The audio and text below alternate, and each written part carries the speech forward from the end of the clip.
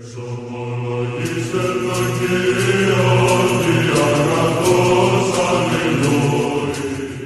nderuar miq të dashur, vëllezër dhe motra, më Krishtin ja ku jemi së bashku në takimin tonë të përditshëm Komenti i Shkrimit të Shenjtë. Jemi datën 13 korik dhe Kishërien Ortodokse na nxit të lexojmë nga letra e Apostullit Pavlit drejtuar Hebrejve, kapitulli 2, vargu 2 deri në vargu 10. Ne ta lexojmë këtë pjesë dhe ta interpretojmë sipas hetrave. Sepse nëse fjala që u fol nga angjët është e patundur dhe çdo shkelje mosbindje mori një shpagim të drejtë, si do shpëtojmë ne nëse lëm pas dore një shpëtim kaq të madh? Ky shpëtim si u shpall në fillim prej Perëndis u vërtetua ndër ne nga ata që dëgjuan, ndërsa Perëndia dëshmonte për të me anë të shenjash e mrekullish, me vepra të ndryshme të fuqishme, me dhuratë të Shpirtit Shenjtë sipas vullnetit të Tij. Sepse Perëndia nuk e vuri në pushtet të angjëve botën që ka për të ardhur, për cilën po flasim, por dikush dëshmoi duke thënë: "Ç'është njeriu që të bie ndërmend për të, ose bie njeriu që të kujdesesh për të? Ti e bëre për pak kohë më të vogël nga angjët, ti e kurorëzoi me lavdi dhe me nder dhe e vure përmbi veprat e duarve tua. Ti i vure të gjitha në këmbët e tij, sepse mbasi i vure të gjitha në pushtetin e tij, nuk la asgjë pa ju nështruar. Por tani nuk shohim ende që të gjitha janë në pushtetin e tij, por shohim Jesuin të kurorëzuar me lavdi dhe me nder për vdekjen që pësoi. Ai u bë për pak kohë më i vogël se angjët, që me hijen e Perëndisë të provonte vdekjen për të gjithë njerëzit. Sepse i duhej atij, për cilën dhe nëpërmjet të cilit janë të gjitha, duke çuar shumë bine në lavdi, ta bënte të përsosur me anë të vuajtjeve realizuesin e shpëtimit të tyre." Pra, kjo është pjesë nga letra Apostullit Pavlit drejtuar Hebrejve dhe etrit e kishës, Shën Jan Gojarti, Shën Atanasi Ma, Shën Qili Aleksandri, Shën Agustini, Shën Teodori i Kirit, e kanë interpretuar dhe ne do ta lexojmë varg me varg dhe ta interpretojmë duke u mbështetur tek etrit. Fillojmë me vargun 2. Sepse nëse fjala që u fol nga angjët është e patundur dhe çdo shkelje mosbindje mori një shpagim të drejtë. Apostulli Pavli kërkon të na thotë këtu për ligjin e Mojsiut, i cili u dha në malin Sinai, dekalogu, dhe pastaj u dha më pas, dhe sipas traditës biblike u dha me shërbesën e angjëve. Pra, ndërmjet Perëndisë dhe Mojsiut ishin angjët, të cilët ishin dëshmimtar, por edhe mbikëqyrës të zbatimit të ligjit. Shën Athanasi thot, ligji ishte i shenjtë, por ishte përgatitje për ungjillin. Ungjilli është përmbushja. Nëse shkelja e ligjit merrte ndëshkim, dhe ne kemi parë shpeshherë në dhjetën e vjetër se si u ndëshkua populli i Izraelit edhe në shkretir kur ai shkeli ligjin, por dhe gjatë gjithë kohës kur vendos në Palestinë, aq më tepër përgjegjësi kemi ne që kemi marrë zbulesën e plotë në Krishtin. Sa më i madh do jetë ndëshkimi, prandaj sa më e madhe është drita që marrim, aq më e madhe është dhe përgjegjësia për ne. Në vargun e 3 të kapitullit 2 na thuhet: "Si do të shpëtojmë ne, nëse lëm pas dore një shpëtim kaq të madh? Ky shpëtim si u shpall në fillim prej Perëndisë u vërtetua ndër ne nga ata që e dëgjuan." Komenti i etreve është se apostulli nuk thot nëse e refuzojmë, por nëse e lëm pas dore.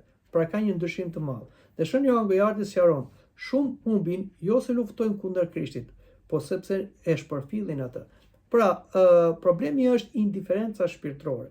Pra, shumë besimtarë janë të tillë sepse besojnë në ekzistencën e Perëndisë të Krishtit si shpëtimtar, por janë indiferent për shpëtimin e tyre, dhe kjo sjell humbjen e tyre. Pra, mund të themi se njeriu mund të mos jetë ateist, por sëri të jetojë pa Zotin. Dhe ky është paradoksi më i madh, siç thotë Shën Jakovi në letrën e tij, se besimi pa vepra është i vdekur. Dhe për këtë neglizhencë, për këtë ushtrim të besimit, për këtë jetësim të besimit, po flet apostulli Pavli. Pra, kjo është ajo neglizhenca që neve shpeshherë na penalizon, njësoj sikur të mohojmë Zotin. Por flasim dhe për vargun e 4, ku na thuhet: "Ndërsa Perëndia dëshmonte për të me anë të shenjash e mrekullish, me vepra të ndryshme të fuqishme dhe me dhurata të Shpirtit Shenjtë sipas vullnetit të Tij." Në vargun 4, sipas etrave, Shënqirit e Aleksandris thoshin veprat ishin vula hyjnore që tregonte se ungjilli vinte prej Perëndisë. Pra, si Zoti Krisht që parapi ungjillin me anë të fjalës dhe fjala shoqërohej me vepra, me mrekulli, kjo ndodhi edhe tek apostujt. Por kjo ka ndodhur edhe te gjithë si të martirët, por etrit e kishës, të gjithë krishterët, të cilët fjalën e kanë shoqëruar me mrekulli në jetën e tyre dhe në jetën e të tjerëve. Kjo ka qenë vula dhe është vula se ungjilli nuk është një filozofi e krijuar nga njerëzit ose një retorik boshe, por është një realitet hyjnor, fuqi hyjnore, sepse fjala e Zotit bëhet, dhe kjo shoqërohet me vepra. Veprat, pra siç tham, dhe siç thotë Shënqëria e Aleksandrisë, është vula hyjnore e vërtetësisë së ungjillit. Dhe edhe sot Perëndia vepron.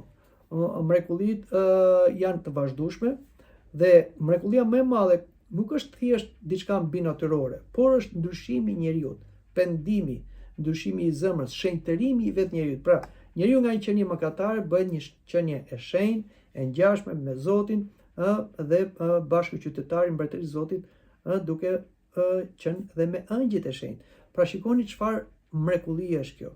Kjo është mrekullia më e madhe se sa ato mrekulli që ne mendojmë se janë mbinatyrore. Por le të flasim edhe për vargun e 5. Sepse Perëndia nuk e vuri në pushtetin e angjëve botën që ka për të ardhur, për cilën po flasin, por dikush dëshmoi diku duke thënë: "Ç'është njeriu që të bie ndërmend për të ose bi njeriu që të kujdesesh për të?" Etri shpjegojnë se bota që ka për të ardhur, flasim atë që do vi mbas ardhes së dytë të Krishtit, qiellin e ri dhe tokën e re, që është mbretëria mesianike e Krishtit, që siç është në qiell do jetë dhe në tokë.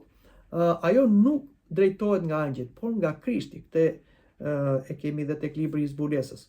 Pra, historia e botës nuk përfundon në një kaos, ajo përfundon në një rikrijim dhe në një mbretëri absolute të Krishtit. Prandaj edhe ne këtë presim. Pra, nuk presim kaosin ose prishjen pa kthim, por presim ardhen e dytë të Krishtit, pastrimin e botës me zjarr, të gjithë mëkatësisë saj dhe krijimin e qiellit të ri dhe tokës së re, ku do sundoj Krishti bashkë me shenjtorët. Dhe angjëjt do kenë detyrën e tyre si shërbys, ashtu si janë frymëra meshtare. Vazhdojmë dhe lexojmë në vargun më poshtë, në vargun 6, por dikush dëshmoi diku duke thënë: "Ç'është njeriu që të bie ndërmend ose bie njeriu që të kujdesesh për të?" Pra, natyra njerëzore u krijua nga Perëndia mbas angjëve. Njeriu është i vogël sipas natyrës, sepse siç thamë u krijua më i vogël se angjëjt, por i madh sepse Perëndia deshte që njeriu të kalojë në procesin e hynizimit, pra të bëhet i ngjashëm me Zotin.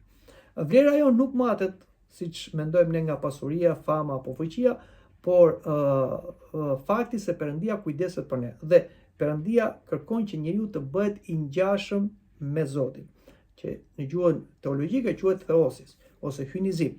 Dhe kjo nuk është e angjëjt. Angjëjt kanë shenjtëri, por kanë një shenjtëri statike, kur ne kemi një shenjtëri dinamike, që do me thënë, shenjtëria jonë vazhdon nga lavdia në lavdi në një hynizim të pandërprerë. Për këtë është duke folur Apostull Pavli. Lexojmë në vargun 7, ku na thuhet: "Ti e bëre për pak kohë më të vogël se angjëjt, ti e korzove me lavdi dhe me nder dhe vure përmbi veprat e duarve të tua."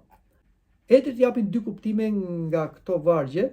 Njeriu krijua pak më poshtë se angjëjt, tham, në natyrën e tij trupore, por në Krishtin ai lartësohet mbi angjëjt, sepse Krishti është mbreti i angjëjve, është krijuesi i angjëjve. Kështu dhe njeriu që bashkohet me Krishtin ulet në një front bashkë me Krishtin, pra hynizohet, si dhe Krishti i njerizuar dhe i lavdëruar ulet në fronin e Atit.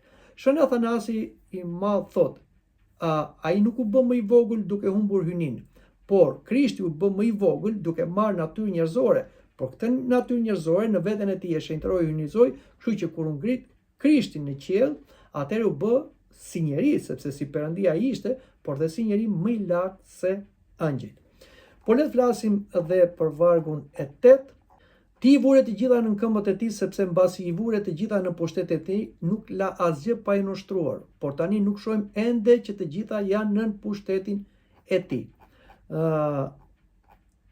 Përsëri në këto vargje, etrit janë duke na thënë se kjo profeci përmbushet plotësisht në Krishtin, sepse ende nuk e shohim të keqen plotësisht të poshtur, ai vazhdon të ekzistojë në botë, por fitoria tashmë është siguruar. Krishti me vdekjen e tij vullnetare dhe me ngjalljen e tij të lavdëruar i dha goditjen nokaut, më themi, djallit dhe vdekjes, sepse ai shfrytëzoi mëkatin në kryq dhe me ngjalljen e tij ai ngjalli dhe trupin dhe mundi vdekjen. Por ajo, si them, mundja përfundimtare do bëhet në ardhen e dytë të Krishtit. Shën Johan Gojardit thot: "Kryqi fitoj atë që ende historia po e zbulon.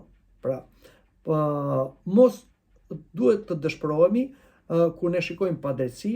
Krishti tashmë mbretëron si mbreti i qiellit dhe i dheut, si Zot i jetës dhe i vdekjes, por akoma këto nuk janë të shfaqur plotësisht në të gjithë realitetin toksor, siç janë në atë realitetin qiellor, sepse akoma i është dhënë leje të keqes të veprojë deri në ardhen e dytë të Krishtit, dhe në ardhen e dytë të Krishtit, siç thamë dhe përsërisim, do të kemi të plot fitoren e tij mbi tre armiq, që është djalli, është mëkati, është edhe vdekja.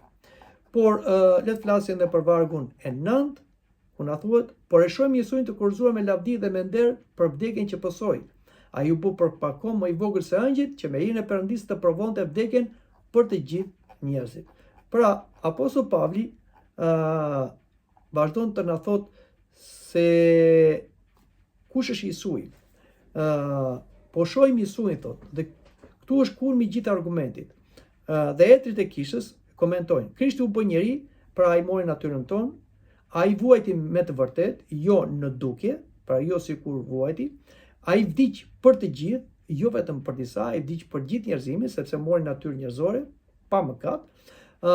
Pas kryqit erdhi lavdia dhe e Krishtit, dhe kurora kalon përmes kryqit. Pra, shënqëri shkruan, ai pranoi vdekjen që ne të marrim jetën. Nëse Krishti kaloi nga rruga e Golgothas, nga kryqi për të vajtur në lavdinë e tij si njeri, jo si Perëndi, se si Perëndia ai ishte i lavdëruar, edhe dishepujt e tij, edhe nxënësit e tij, edhe ne që quhemi të krishterë, nuk do të kemi frikë nga vojtja dhe nga kjo rrugë që Krishti tha: "Esni nga rruga e përpjet, që është e ngushtë, shumë do dëshirojnë, pak do të arrijnë." Por le të flasim dhe për vargun e fundit për sot, vargu i 10, ku na thuhet: sepse i duaj atij për cilën dhe nëpërmjet të cilit janë të gjitha, duke çuar shumë binë në lavdi, ta bënte të përsosur me anë të vuajtjeve, realizuesin e shpëtimit të tyre. Përsëri etrit e kishës komentojnë, në pamje të parë duket sikur Krishti nuk ishte i përsosur, por etrit shpjegojnë se kjo nuk ka të bëjë me hyjninë e tij. Pra, kur flet Apostull Pavli që të bëhet i përsosur, flet në natyrën njerëzore. Natyra njerëzore e Krishtit ishte e pamëkaqme, sepse ai nuk trashëgoi mëkatet të gjyshor, por ishte një natyrë e rënë, sepse mori natyrën e rënë të Adamit. Dhe këtë natyrë të rënë ai e përsosin në veten e vet, dhe e përsosin nëpërmjet rrugës së mundimit të tij. Shën Athanasi Mall thotë: "Mbiri ishte gjithmonë i përsosur si Perëndi, por ai u përsos si kryeprift dhe shpëtimtar, duke kaluar në të gjithë përvojën njerëzore deri në vdekje." Pra, u bëj përsosur do thotë përmbushi misionin, e çoi deri në fund veprën e shpëtimit që kishte caktuar Ati Perëndi, u bë udhëheqësi i shpëtimit ton përmes bindjes së plot i bindur deri në vdekje e kryqit. Shën Jangu i Arti shton, ai nuk u bë më i mirë se ç'ishte, por tregua plotësisht shpëtimtar duke kaluar nëpërmjet vuajtjeve, të cilat ishin të pashmangshme për shpëtimin ton. Fjala realizuesi ose udhëheqësi tregon dikë që hap rrugën për të tjerët.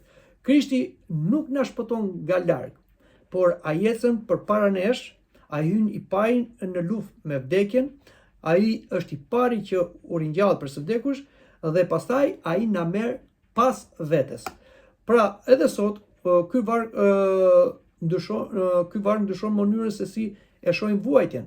Pra, bota mendon vuajtja është vetëm humbje. Ungjilli na thot, vuajtja kur bashkohet me Krishtin mund bëhet rrugë drejt lavdis. Dhe nuk do thotë se duhet ne ta kërkojmë vuajtjen, patjetër, por se kur ajo vjen, nuk është e pakuptimte.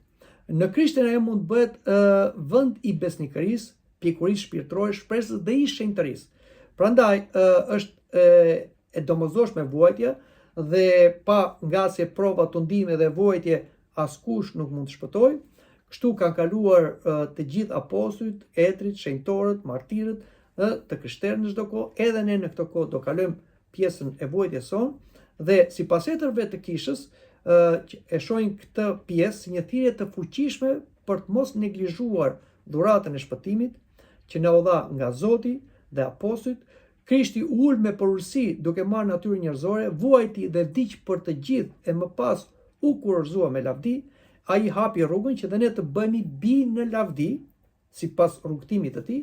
Prandaj jeta krishtere është një ecje me besim, vigjilencë dhe shpresë, duke mbajtur shikimin tek Krishti, i cili i ka kaluar të gjitha etapat e vuajtjes dhe ka fituar lavdin për hir të njerëzimit. Dhe lavdia e Krishtit është dhe lavdia jonë, po jo e gjithë njerëzimit si njerëzim, por e atyre që besojnë në Krishtin dhe kanë një fund të krishterë.